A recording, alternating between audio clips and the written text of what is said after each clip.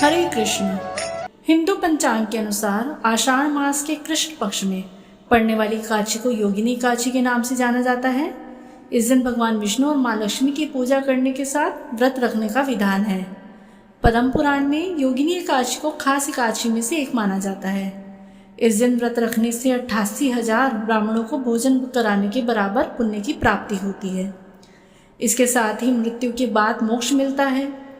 योगिनी एकादशी का व्रत 21 जून और 22 जून दोनों दिन किसी भी दिन रखा जा सकता है, क्योंकि इस बार दोनों दिन में ही एकादशी का व्रत पड़ रहा है। इस दिन भगवान विष्णु की पूजा करने के साथ साथ इस व्रत का पाठ करना अति आवश्यक माना जाता है, नहीं तो व्रत का पूर्ण फल नहीं प्राप्त होता। आइए हम श्रवण करते हैं योगिनी एकादशी की संपूर्ण व्रत कथा।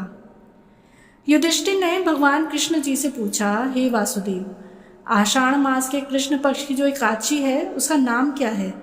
कृपया इसका वर्णन कीजिए।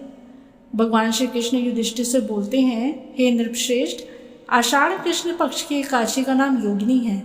यह बड़े बड़े पापों का नाश करने वाली मानी जाती है। तीनों लोकों में यह सारभूत व्रत है। भगवान श्री कृष्ण युधिष्ठिर को बताते हैं कि स्वर्गधाम की अलक्कापुरी नामक नगरी में कुबेर नाम का एक राजा रहता था। वह शिव भक्त था और प्रतिदिन महादेव की पूजा किया करता था। हेममाली नाम का एक यक्ष उसका सेवक था और वह प्रतिदिन उनके लिए फूल लेकर आता था। हेममाली की एक विशालाक्षी नाम की एक सुंदर स्त्री थी। वह यक्ष कामासक्त होकर अपनी पत्नी के साथ हास्य विनोद और रमण करने लगा, जिसके कारण वह कुबेर के भवन में न जा सका। इधर कुबेर मंदिर में बैठकर शिव जी का पूजन कर रहे थे। उन्होंने दोपहर तक फूल आने की प्रतीक्षा की।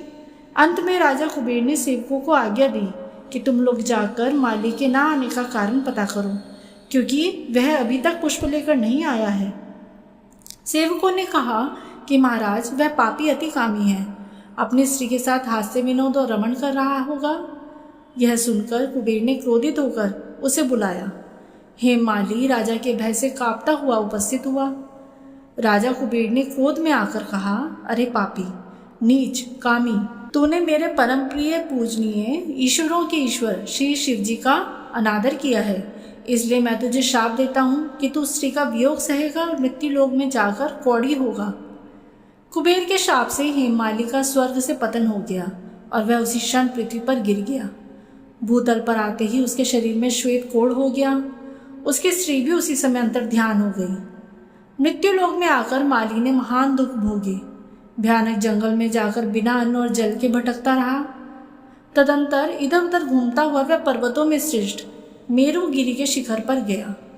एक दिन वह मार्कंडे ऋषि के आश्रम में पहुंच गया। उसे देखकर मार्कंडे ऋषि बोले कि तुमने ऐसा कौन सा पाप किया है जिसके प्रभाव से यह हालत हो गई है? हेममाली ने सारा वृतांत कह सुनाया। यह सुनकर ऋषि बोले, निश्चित ही तूने मेरे सम्मुख सत्य वचन कहे हैं, इसीलिए तेरे उद्धार के लिए मैं एक व्रत बताता हूँ। यदि तू आषाढ़ मास के कृष्ण पक्ष की योगिनी नामक एकादशी का व्रत करेगा तो तेरे सब पाप नष्ट हो जाएंगे। हेममाली ने मुनि के कथानुसार विधि पूर्वक योगिनी एकादशी का व्रत किया। इस व्रत के प्रभाव से अपने पुराने स्वरूप में आकर वह अपनी स्त्री के साथ सुखपूर्वक रहने लगा।